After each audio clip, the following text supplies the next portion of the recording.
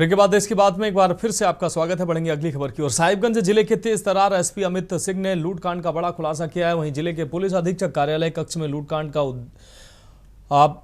खुलासा करते हुए एसपी अमित सिंह ने बताया कि बीते 28 अगस्त को घटी लूटकांड की घटना पुलिस ने सफलतापूर्वक उसका अनावरण किया है। गठित एसआईटी ने 3 साथी अपराधियों को भी गिरफ्तार किया है। साथ ही उनके पास से एक अपाचे एवेंजर मोटरसाइकिल व 900 ग्राम चांदी के आभूषण तथा जेवरात तौल करने वाली इलेक्ट्रॉनिक मशीन भी बरामद की। आगे एसपी ने बताया कि तालझारी थाना क्षेत्र के मस्कलैया निवासी इंद्रजीत स्वर्णकार चौक बाजार से साहिबगंज से चांदी खरीद कर अपने घर लौट रहे थे। इसी बीच सतपुलवा के समीप मोटरसाइकिल सवार अपराधियों ने लूट की वारदात को अंजाम देकर फरार हो गए थे। घटना के बाद पुलिस एक्टिव हुई और लूट की घटना में संलिप्त पुरानी साहिबगंज के निवासी सोनू यादव, रितेश यादव तथा बालाजी बाबा वाली निवासी मनोहर पासवान को गिरफ्तार कर जेल भेज दिया। जीराबाड़ी थाना क्षेत्र के सकरी गली के आसपास एक लूट की घटना हुई थी, जिसमें एक सोना चांदी व्यवसायी जब वो सामान खरीद के जा रहे थे चांदी, तो उनके गहने लूट लिए गए थे अज्ञात अपराधकर्मियों द्वारा। पुलिस ने एक बहुत अच्छी कार्रवाई करते हुए अनुमंडल पुलिस पदाधिकारी के नेतृत्व में समूची लूटी गई ज्वेलरी बरामद कर ली, जिसकी कीमत लगभग 80,000 के लगभग है, और 3 अभियुक्तों को गिरफ्तार किया गया है। घटना में पूरी मोटरसाइकिल को भी बरामद कर लिया गया है। ये बहुत अच्छी कार्रवाई है। इसमें जो टीम में सदस्य हैं सबको पुरस्कृत भी किया जाएगा। और अगली खबर छत्तीसगढ़ के अंबिकापुर से अवैध कब्जा पर चला है निगम का बुलडोजर। निगम कर्मी ने ही शासकीय जमीन पर किया था कब्जा। वार्ड वासियों की शिकायत पर खाली कराया गया कब्जा। नगर निगम ट्रांसपोर्ट नगर की जमीन पर था कब्जा। निगम अमला ने 2 घरों पर बुलडोजर चलाया है। लंबे समय से कब्जाधारियों से खाली कराया गया कब्जा। शहर के कदमपारा ट्रांसपोर्ट नगर का यह पूरा मामला है।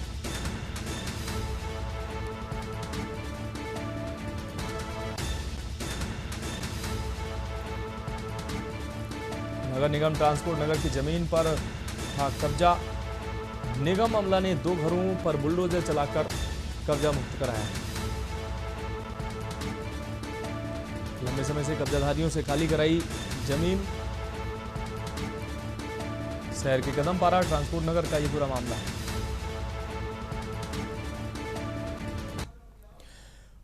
कोरिया जिला मुख्यालय में शासकीय रामानुज प्रताप स्नातकोत्तर महाविद्यालय से लगी भूमि को पुलिस अधीक्षक कार्यालय के लिए दिए जाने पर विवाद खड़ा हो गया। 27 अगस्त को हुए भूमि पूजन के बाद से ही विरोध तेज हो गया है। महाविद्यालय के प्राचार्य MC हिमधर ने मुख्यमंत्री से लेकर कलेक्टर तक पत्र लिखकर भूमि के आवंटन पर रोक लगाने की मांग की है। उनका कहना है कि इसी भवन में फिलहाल 8 कक्षाएं संचालित हो रही हैं। ऐसे में जमीन देने से कॉलेज संचालन में संकट आ जाएगा। इधर छात्रों ने भी विरोध का मोर्चा खोल दिया है। बड़ी संख्या में विद्यार्थी कलेक्टर कार्यालय पहुंचे और भूमि हस्तांतरण पर पुनर्विचार की मांग की।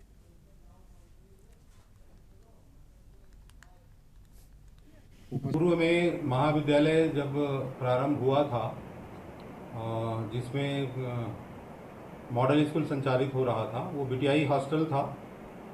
महाविद्यालय वहीं से प्रारंभ हुआ था। बाद में 1994 में जब ये नई भवन बनी तो महाविद्यालय हमारा इस नए भवन में शिफ्ट हुआ।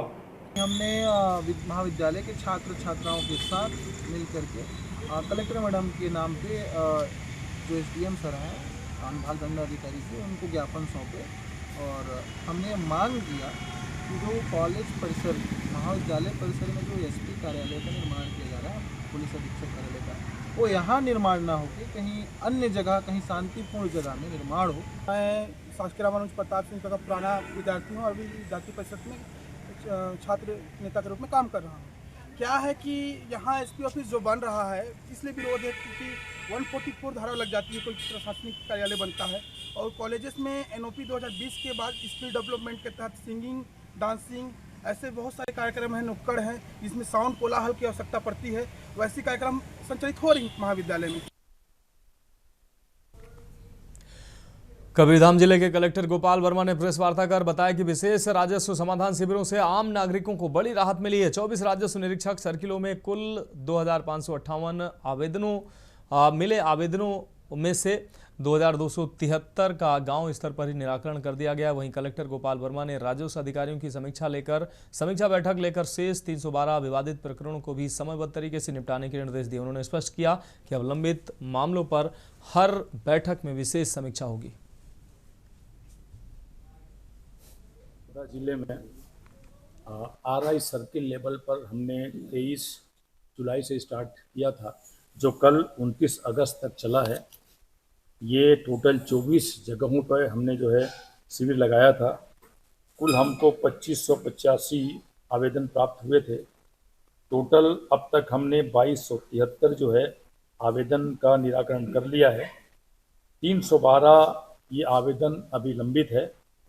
इसको निराकरण के लिए आज मैंने ज़िले में सभी तहसीलदार और डिप्टी कलेक्टर SDMs का आज मीटिंग मैंने बुलाया है।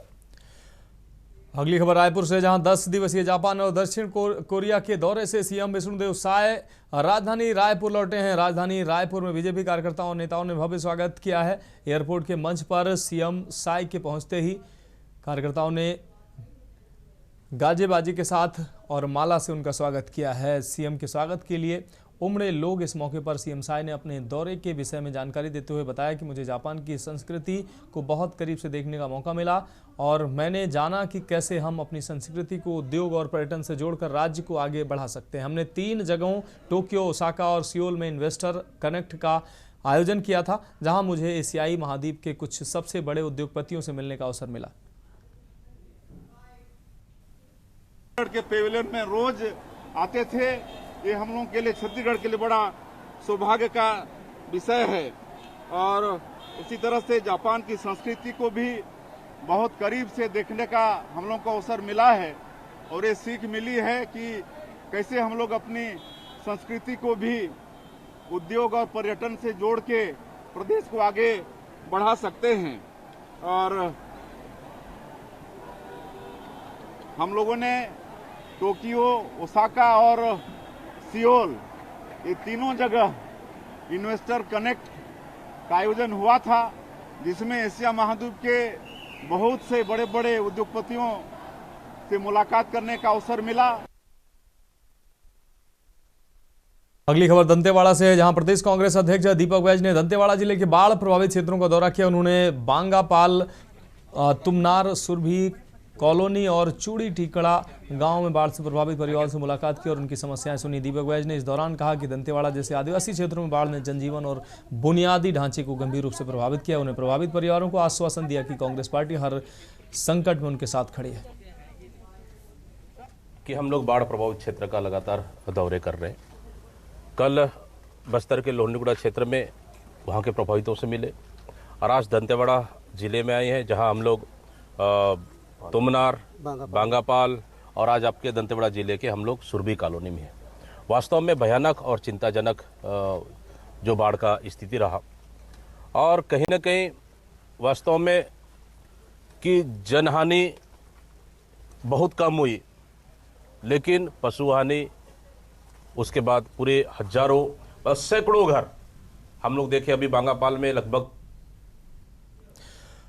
अब देश की बात में उत्तर प्रदेश की खबरों का रुख करेंगे। बिहार में कांग्रेस द्वारा प्रधानमंत्री के खिलाफ अभद्र भाषा का प्रयोग किए जाने के बाद भाजपा देश के अलग अलग जगह प्रदर्शन कर रही है। आज लखनऊ में भी भाजपा ने कांग्रेस के खिलाफ जोरदार प्रदर्शन किया। राजधानी लखनऊ में भाजपा महिला मोर्चा के कार्यकर्ताओं ने प्रधानमंत्री के खिलाफ की गई अभद्र टिप्पणी के विरोध में आज कांग्रेस कार्यालय को घेरने का प्रयास किया। भाजपा महिला मोर्चा की बड़ी संख्या में कार्यकर्ता BVIP गेस्ट हाउस से कांग्रेस कार्यालय की ओर कांग्रेस मुर्दाबाद के नारे लगाते हुए आगे बढ़ी। हालांकि बिहार में भाजपा कार्यकर्ताओं द्वारा कांग्रेस कार्यालय घेराव के दौरान झड़प को देखते हुए पुलिस ने भी तैयारी कर ली थी। भाजपा महिला मोर्चा कार्यकर्ताओं को कांग्रेस से पहले ही रोक लिया गया था, कांग्रेस कार्यालय से पहले ही रोक लिया गया था।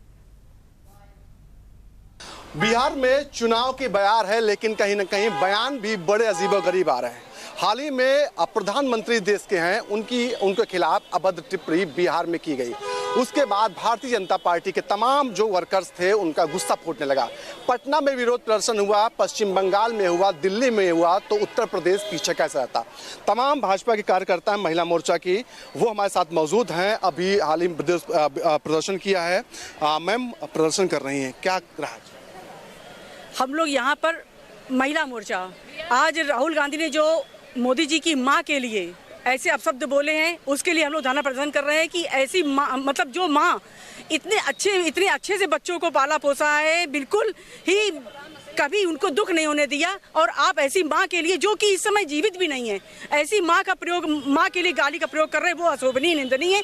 जो माँ की इज्जत नहीं करेगा वो अपनी बहनों की, किसी और महिला की क्या इज्जत करेगा। अक्सर देखने को मिलता है, इससे पहले गुजरात चुनाव था या तमाम अन्य जगहों का चुनाव, कभी तो प्रधानमंत्री जी को नीच कहा जाता है, कभी उनके मां के खिलाफ अभद्र टिप्पणी की जाती है। ये उनके ऐसे संस्कार हैं जो सभी को कभी नीच बोलते हैं, कभी चोर बोलते हैं, कभी ऐसी गंदी गंदी गालियां देते हैं, जो वो इतने बड़े होकर के वो कांग्रेस के नेता के रूप में हैं और ऐसी अशोभनीय बातें करते हैं, उनको शोभा नहीं देता है। मैम, कांग्रेस कार्यालय जा रही थी, पुलिस ने रोक लिया। हाँ, पुलिस ने रोका, फिर भी हम लोगों ने, सारी बहनों ने मिलकर के बैरिकेडिंग तोड़ करके कुछ बहनें आगे निकली, धक्का मुक्की हुआ, लेकिन हम लोगों ने बैरिकेडिंग तोड़ा और अपने हक के लिए लड़ा हम लोग, क्योंकि ये नारी सम्मान का अपमान हुआ है, हमारी एक माँ का अपमान हुआ है, और वो माँ देश की माँ है, धरती पुत्र की माँ है। मोदी जी हम लोग के लिए धरती पुत्र हैं। ऐसा व्यक्ति जो महिलाओं के लिए इतना अच्छी सुविधा, हर चीज दिया, इस प्रधानमंत्री ने, इस राहुल गांधी को शर्म थोड़ी सी भी नहीं आ रही है कि महिलाओं के लिए हम कैसा शब्द पेश कर रहे हैं समाज में। ये अपनी छवि खुद खराब कर रहे हैं। राहुल माँ के खिलाफ तो बोल दिया, लेकिन आपने अभी तक कोई माफी नहीं मांगेगा। नहीं, तो माफी नहीं मांगेंगे तो फिर उनका क्या होगा वही जाने। उनकी भी तो माँ है, अभी तो उनकी माँ जिंदा है ना। जिसकी माँ मर गई उसके ऊपर इतना गंदा जो है शब्द उठाते हैं लोग। इन लोगों को समझ नहीं आता है कि ये क्या करेंगे भविष्य में।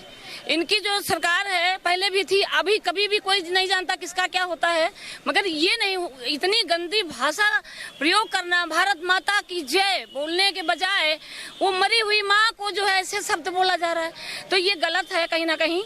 और हम लोगों ने तो ये सोच रखा है कि इसका बदला तो लिया जाएगा। हम लोग भी भारत माता ही है, समझ लीजिए, भारत माता की जय, राहुल गांधी। बिल्कुल, तमाम जब तक ये माफी नहीं मांगेंगे, हर जिले में प्रदर्शन ऐसे ही होते रहेंगे। महिला मोर्चा हर जिले में प्रदर्शन ऐसे ही करेगा। बिल्कुल जायज गुस्सा है, क्योंकि एक मां के खिलाफ अभद्र टिप्पणी की गई। कांग्रेस की वर्कर्स हो या फिर भाजपा के, सभी की मां होती है, और ऐसे में कहीं ना कहीं इनका गुस्सा कहीं ना कहीं जायज है। लखनऊ से न्यूज इंडिया के लिए अश्विनी कुमार, सहयोगी आदित्य के साथ। फिलहाल खबरों में वक्त एक ब्रेक का, जल्द हाजिर होंगे। आप देख रहे हैं के न्यूज, खबरों का सारथी। ब्रेक के बाद इसकी बात में एक बार फिर से आपका स्वागत है। बढ़ेंगे अगली खबर की ओर। यूपी के सोनभद्र में 3 वर्ष की अनुसूचित जनजाति बच्ची से रेप का मामला सामने आया है। आरोप है कि 25 साल का आरोपी बच्ची को टॉफी बिस्किट का लालच देकर खाली मकान में ले गया, जहां मासूम के साथ दरिंदगी की। उसके बाद उसे वहीं पर छोड़कर फरार हो गया। बच्ची रोते बिलखते घर पहुंचती है, तब परिजनों को वारदात की जानकारी हुई। रॉबर्ट्सगंज कोतवाली क्षेत्र के एक गाँव में कुछ दिन पहले बच्ची अपने ननिहाल में आई हुई थी। स्कूल के पास सुबह कुछ लड़कियां खेल रही थी। इसी दौरान वहां दूसरे गांव का अनूप पटेल पहुंचा और लड़कियों के साथ गंदी हरकत करने लगा। उसकी हरकत देखकर लड़कियां भाग गईं। कुछ दूरी पर 3 साल की बच्ची खेल रही थी। युवक ने उसे टॉफी बिस्किट के बहाने झांसा देकर अपने साथ ले गया और खाली पड़े मकान में उसके साथ गंदी हरकत की। बच्ची रोते हुए घर आई, लेकिन परिजन कुछ समझ नहीं पाए। बाद में बच्ची को दर्द हुआ तो पूछताछ पर बच्ची ने आपबीती बताई। इसकी तत्काल परिजनों ने सूचना पुलिस को दी। घटना की जानकारी होने पर कोतवाली पुलिस पीड़िता को लेकर जिला अस्पताल पहुंची। घटना की जानकारी मिलते ही पुलिस के अधिकारियों ने मौके पर पहुंचकर इसकी जानकारी ली और आरोपी की तलाश में जुट गई। इस संबंध में अपर पुलिस अधीक्षक ने बताया कि शुक्रवार की शाम 10:90 पर पीड़िता द्वारा सूचना दी गई कि अनूप पटेल द्वारा एक मासूम बच्ची को बहला फुसलाकर टॉफी देने के बहाने गलत काम किया गया। उसके बाद वह उसे घर छोड़कर चला गया। घटना की जानकारी मिलते ही उसे जिला अस्पताल ले जाकर भर्ती कराया गया, जहां पर उसका उपचार किया गया है। बच्ची पूर्णतया अस्वस्थ है, उसे किसी भी प्रकार की अंदरूनी परेशानी नहीं है। बच्ची स्वस्थ बताई जा रही है। हालांकि पीड़िता की तहरीर पर आरोपी के खिलाफ मुकदमा दर्ज कर उसकी तलाश की जा रही है। दिनांक 29/8/2025 की शाम को हेल्पलाइन 1090 पर थाना रॉबर्ट्सगंज पर सूचना प्राप्त हुई कि थाना क्षेत्र के अंतर्गत एक बच्ची के साथ अनूप पटेल द्वारा टॉफी देने के बहाने बहला फुसलाकर ले जाकर उसके साथ गलत काम किया गया है। इसके बाद वह बच्ची को घर छोड़कर चला गया। इस सूचना पर उच्चाधिकारी गण द्वारा मौके का निरीक्षण कर बच्ची को इलाज हेतु जिला अस्पताल लोढ़ी भेजा गया, जहां बच्ची पूर्णतया स्वस्थ है, उसे कोई इंटरनल इंजरी नहीं है। उक्त के संबंध में थाना रॉबर्ट्सगंज पर सुसंगत धाराओं में अभियोग पंजीकृत कर लिया गया है। आरोपी की गिरफ्तारी के लिए टीमें लगातार प्रयासरत हैं।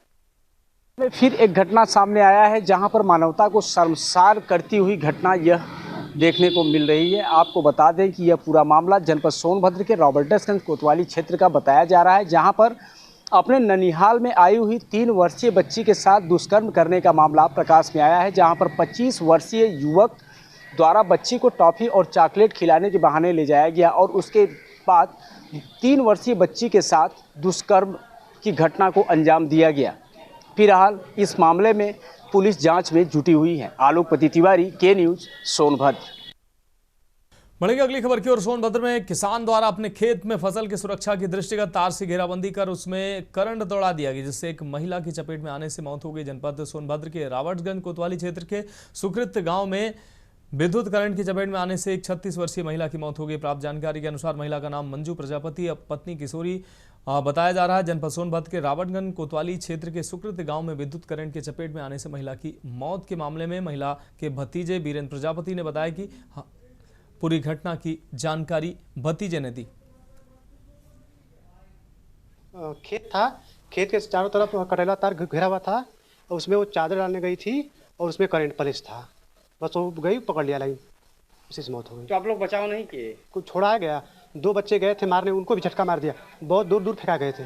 एक लड़की थी, एक लड़का था, डंडे से मारा, वो दूर दूर फेंका गए लेकिन वो छूटे नहीं और वो तार पकड़ ही रहा है, इतना ज़्यादा उसमें करंट था, इसी वजह से मौत हो गई।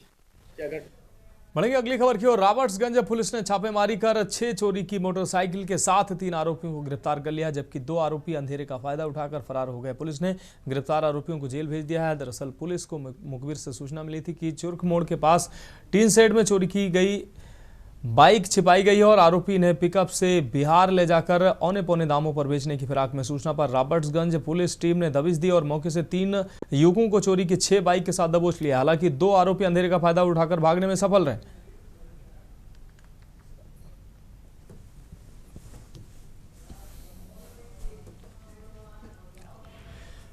और अगली खबर कानपुर से है, जहां कानपुर से चौंकाने वाला मामला सामने आया है। एक युवती ने आरोप लगाया है कि उसे शादी का झांसा देकर पिछले 11 साल से लगातार शारीरिक शोषण उसके साथ किया जा रहा है। पीड़िता का कहना है कि आरोपी ने हाल ही में उसका गर्भपात भी कराया, लेकिन शादी करने से इनकार कर दिया। युवती का आरोप है कि उसकी शिकायत पर पुलिस कोई कार्रवाई नहीं कर रही है। कानपुर के सचेंडी थाना क्षेत्र के रहने वाली एक युवती ने आकाश कमल नाम के युवक पर गंभीर आरोप लगाए। पीड़िता का कहना है कि आरोपी ने 11 साल पहले शादी का वादा किया, तभी से लगातार उसका शारीरिक शोषण कर रहा है। जब उसने आरोपी के घर जाकर शिकायत की तो उसकी बहन, भाभी और भाई तनु ने उसके साथ गाली गलौज और बदतमीजी की। उसके बाद उल्टा पुलिस बुला ली, उस पर ही दबाव बनाया गया। पीड़िता ने बताया कि जब वह न्याय की गुहार लेकर सचेंडी थाना पहुंची तो वहां भी सुनवाई नहीं हुई। उल्टा पुलिस ने उस पर सुलह समझौते का दबाव डालने की कोशिश की। आकाश कमल वर्मा है और वो हमसे बोला, शादी का झांसा दे रहा था हमको। 11 साल से मेरे साथ रह रहा है और उसके बाद वो शादी करने से मना कर रहा है और उन्होंने अभी गर्भपात करवाया 22 जुलाई को। सर 22 जुलाई को गर्भपात कराया और उसके बाद वो हमको नहीं ले गया। तो पहले बोला था कि हाँ गर्भपात करा दो, हम शादी कर लेंगे, पर नहीं ले गया। वो जबरन शारीरिक संबंध मेरे साथ बनाता रहा। फिर उसके बाद जब हम उसके घर गए तो घर में उसके माँ से शिकायत की तो उनकी माँ थी और उनकी बहन बॉबी और चाचा का लड़का तन्नू वर्मा वो गाली देने लगे। अगली खबर जालौन से है। कोतवाली उरई पुलिस ने कालपी बस स्टैंड के पास हुए झगड़े और मोटरसाइकिल में आग लगाने की घटना में 5 लोगों को गिरफ्तार किया। पुलिस अधीक्षक डॉक्टर दुर्गेश कुमार ने बताया कि कल रात शताब्दी बस स्टैंड के पास सीट को लेकर 2 पक्षों में विवाद हुआ था, जिसके बाद स्थिति गंभीर हो गई। एक पक्ष ने मोटरसाइकिल में आग लगा दी थी। पुलिस ने मामले की गंभीरता को देखते हुए त्वरित कार्रवाई की और गिरफ्तारियां की है। पुलिस अधीक्षक ने बताया कि एक पक्ष के खिलाफ सरकारी संपत्ति पर अवैध कब्जा करने का आरोप था, जिससे प्रशासन ने हटा दिया। इस घटना के दौरान मौके पर करीब 1 दर्जन लोगों के सीसीटीवी फुटेज भी सामने आए हैं, जिनकी तलाश की जा रही है।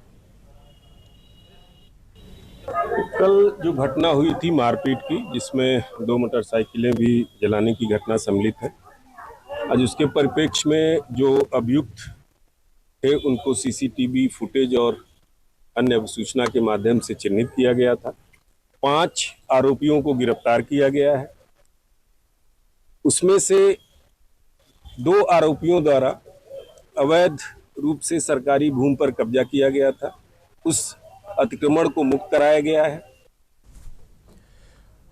बढ़ेंगे अगली खबर की ओर। बिजनौर के नजीबाबाद क्षेत्र में एक युवक ने फांसी लगाकर आत्महत्या कर ली। सूचना पर पहुंची पुलिस ने शव को पोस्टमार्टम के लिए भेज दिया है और मामले की जांच पड़ताल में जुट गई। मरने से पहले युवक ने एक वीडियो भी बनाया जिसमें उसने अपनी मौत का जिम्मेदार एक युवती, उसकी मां और उसके परिजनों को जिम्मेदार बताया। दरअसल बिजनौर जिले के नजीबाबाद थाना क्षेत्र के मोहल्ला पठानपुरा के रहने वाले 19 वर्षीय नावेद पुत्र जावेद ने देर रात ही अपने घर में फांसी लगाकर आत्महत्या की।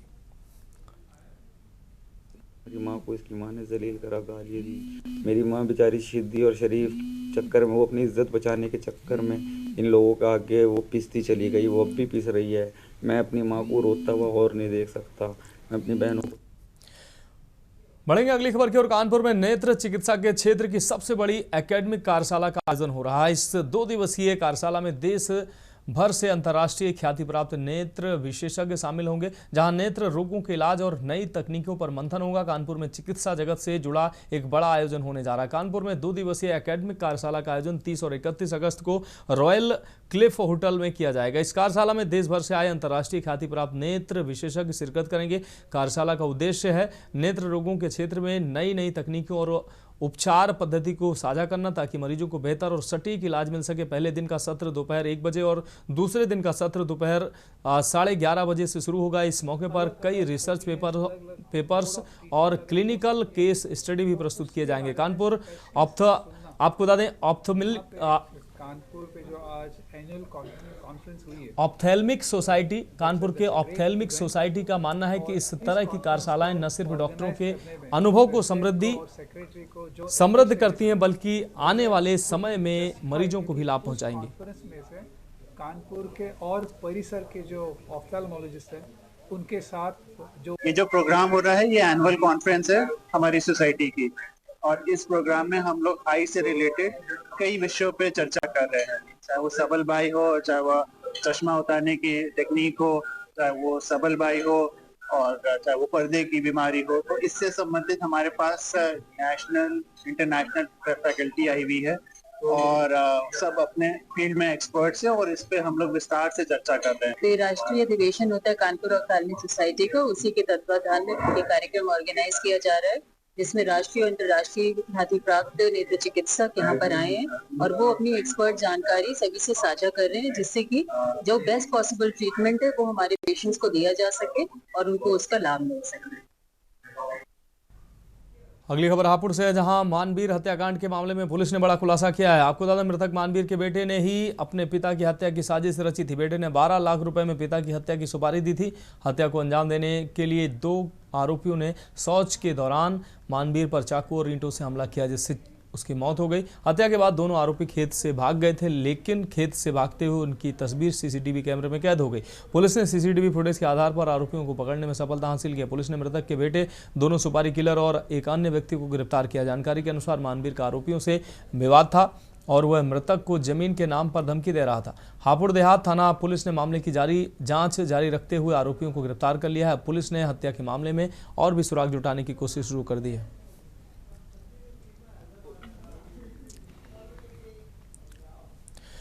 जौनपुर से अहम खबर है, जहां बीते 25 अगस्त को अत्यधिक बारिश और करंट की चपेट में आने से 3 लोगों की मौत के बाद जौनपुर नगर पालिका मानो अब भी चिरनिद्रा में सो रही है। आज सुबह से बारिश से नगर के तमाम इलाकों में घरों में पानी घुस गया। तमाम ऑफिस जैसे आबकारी विभाग, कलेक्ट्रेट परिसर स्थित पत्रकार भवन, सिविल लाइन चौकी पूरी तरह से पानी में डूबा नजर आया। वहीं जिले के नगर क्षेत्र के रामघाट अंत्येष्टि स्थल पर लोग शव लेकर भय के माहौल में अंत्येष्टि स्थल जाने को मजबूर हुए। आम जनता का जिला प्रशासन से मदद की गुहार लगाने की बातें भी सामने आई, लेकिन अब लोग जो है वो जिला प्रशासन को कोसते नजर आ रहे हैं।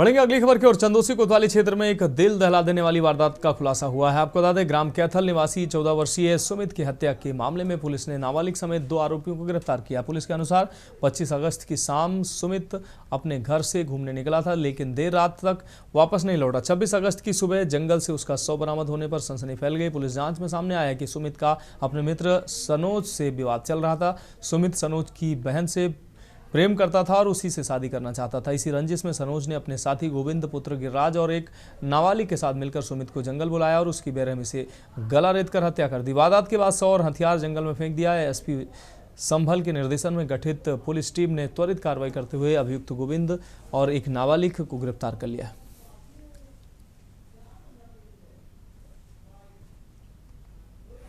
दिनांक 26 तारीख को चंदौसी के ग्राम कैथल में एक डेड बॉडी मिलती है, जिसकी सूचना मिलती है 112 के माध्यम से। मेरे इंस्पेक्टर चंदौसी मोहित, सीओ चंदौसी अनुज चौधरी, कप्तान साहब, एसओजी प्रभारी रामवीर जी, सभी लोग मौके पे पहुंचते हैं। मौके पे गहराई से छानबीन होती है। पास में एक ग्लव्स पड़ा हुआ था, एक ग्लव्स मिला हुआ था। उसके बाद घटनास्थल को सील कर दिया जाता है और गहराई से उसका परीक्षण होता है, मुकदमा पंजीकृत किया जाता है। पूरी टीम, मेरी एसओजी टीम कप्तान साहब के नेतृत्व में जो एसओजी टीम है वो, और अब इंस्पेक्टर चंदौसी, मेरे सीओ साहब, सब लोग बहुत गहराई से इसका विश्लेषण करते हैं और बहुत गहनता से इसकी पूरी इन्वेस्टिगेशन की जाती है। बढ़ेगी अगली खबर की ओर। आगरा के जिला मुख्यालय पर लगभग 15 विभागों के अधिकारियों के साथ मिलकर एक कार्यशाला का आयोजन किया गया, जिसमें गुजरात के पूर्व डीजीपी केशव कुमार के भाग लेने की खबर सामने आई। उन्होंने भाग लिया और कार्यशाला के दौरान उन्होंने पुलिस विभाग के कई अधिकारियों से चर्चा की। टेक्निकल पॉइंट से लेकर कार्रवाई के हर पहलू पर इस कार्यशाला में चर्चा की गई और कई अधिकारियों को कार्रवाई के दौरान दिशा निर्देश भी दिए गए। साफ कह सकते हैं कि इस कार्यशाला में ये जरूर क्लियर हुआ कि आने वाले दिनों में अवैध और नकली दवाओं के सिंडिकेट में शामिल दवा माफियाओं पर जल्द बड़ी कार्रवाई हो सकती है।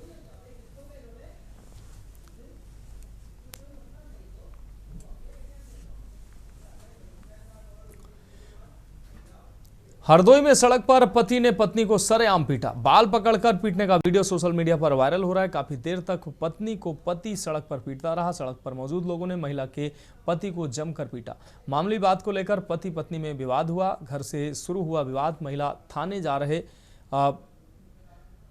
आपको बता दें, घर से शुरू हुआ विवाद रास्ते में भी नजर आया। आपको बता दें, महिला थाने जा रहे थे दोनों। महिला थाने जाते समय बीच रास्ते में फिर से मारपीट शुरू हो गई। हरदोई के सीतापुर प्राइवेट बस स्टैंड के पास की ये तस्वीरें।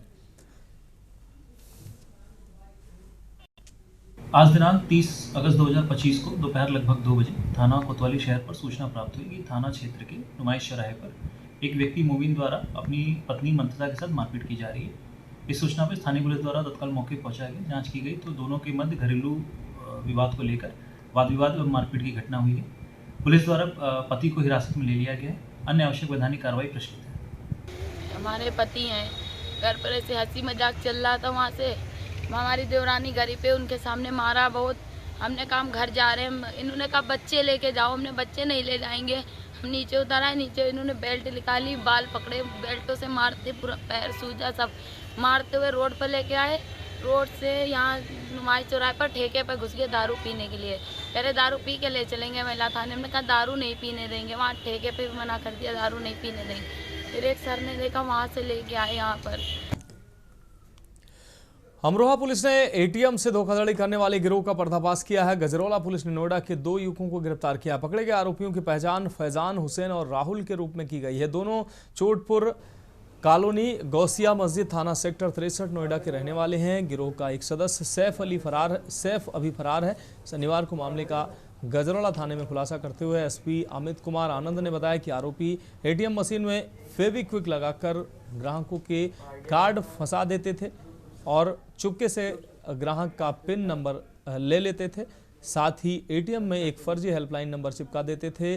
जब ग्राहक इस नंबर पर कॉल करता था तो फोन गिरोह के तीसरे सदस्य के पास जाता था। वह खुद को बैंक कर्मचारी बताकर पिन की जानकारी हासिल कर लेता था। ग्राहक के जाने के बाद आरोपी कार्ड निकालकर दूसरे एटीएम से पैसे निकाल लेते थे। पुलिस ने आरोपियों से 50,000 रुपये नकद, एक प्लास, एक लोहे की पट्टी और एक बाइक बरामद की। एसपी के अनुसार फैजान पर प्रदेश के विभिन्न थानों में 9 मुकदमे दर्ज हैं। आरोपियों ने ये तरीका यूट्यूब से सीखा था।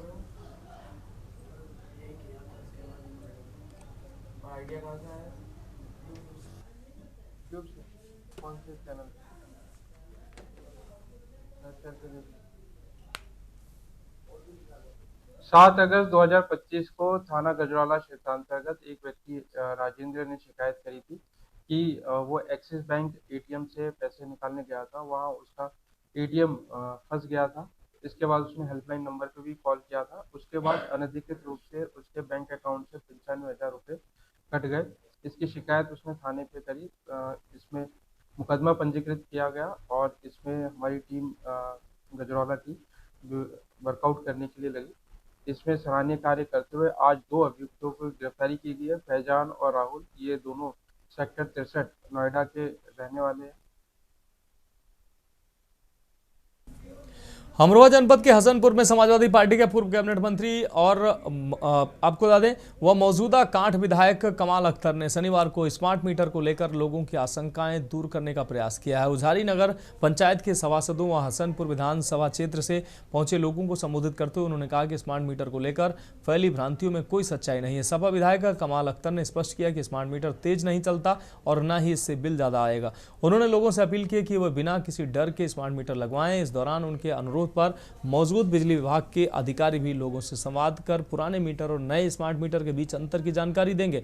पूर्व कैबिनेट मंत्री कमाल अख्तर ने कहा कि कुछ लोग गलतफहमियां फैलाकर जनता को गुमराह कर रहे हैं, जबकि हकीकत यह है कि स्मार्ट मीटर से पारदर्शिता और सुविधा बढ़ेगी। उन्होंने कहा कि जनता को सही जानकारी देना है उनका उद्देश्य है और इसी क्रम में वे जागरूकता अभियान चला रहे हैं।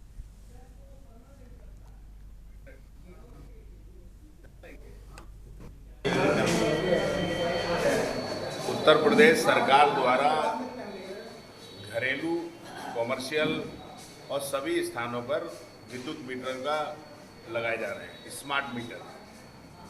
जनता का एक भ्रम है कि स्मार्ट मीटर बहुत ज़्यादा तेज़ चलेंगे, स्मार्ट मीटर से गलत बिल आएंगे, इस तरह का भ्रम जनता के अंदर है। अभी हमारे सभी सभासद नगर पंचायत उधारी, हसनपुर के बहुत सारे हमारे नगर अध्यक्ष और हसनपुर के बहुत सारे लोगों के जो भ्रम की स्थिति है, तो उसमें हम लोगों ने अधिशासी अभियंता हसनपुर से अनुरोध किया कि पहले जनता को विश्वास में लिया जाए, सभासदों के साथ मीटिंग की जाए और जो कॉमर्शियल हैं और जो सरकारी संस्थान हैं उनमें पहले मीटर लगाकर जनता में ये विश्वास दिलाया जाए कि इस तरह की कोई जो धारणा है वो गलत है।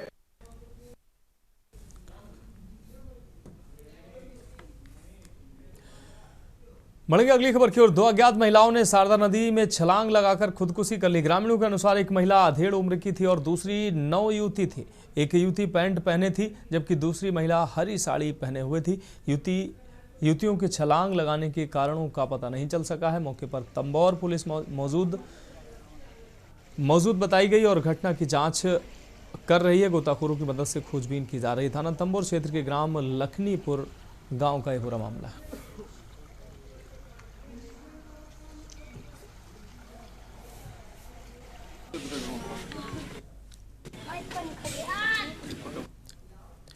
अगली खबर कानपुर देहात से। जनपदीय पुलिस ने एक बड़ी सफलता हासिल करते हुए एक बड़े बाइक चोर गिरोह का भंडाफोड़ किया। पुलिस ने 3 शातिर बाइक चोरों को गिरफ्तार कर उनके पास से 14 चोरी की मोटरसाइकिलें और एक मोटरसाइकिल का इंजन बरामद किया है। भोगनीपुर थाना पुलिस ने 30 अगस्त 2025 को पिपरी मोड़ अमरोधा से 3 अभियुक्तों को पकड़ा। इनकी पहचान सत्यम दुबे, सुरजीत सिंह और गुलशन उर्फ गोलू के रूप में हुई है। पूछताछ में चोरों ने कबूल किया कि वो लंबे समय से मोटरसाइकिल की चोरी कर रहे थे और चोरी की गाड़ियों को बेचने के लिए जालौन ले जा रहे थे।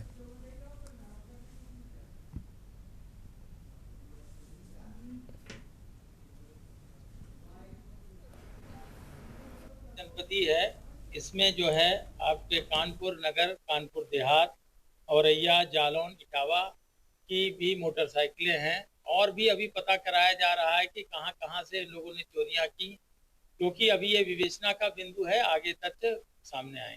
अच्छा सर, ये जो मोटरसाइकिलें रिकवर हुई हैं ये अपने जनपद की है या इसके अलावा भी अन्य जनपद? अपने जनपद की भी हैं, बाहर की भी हैं।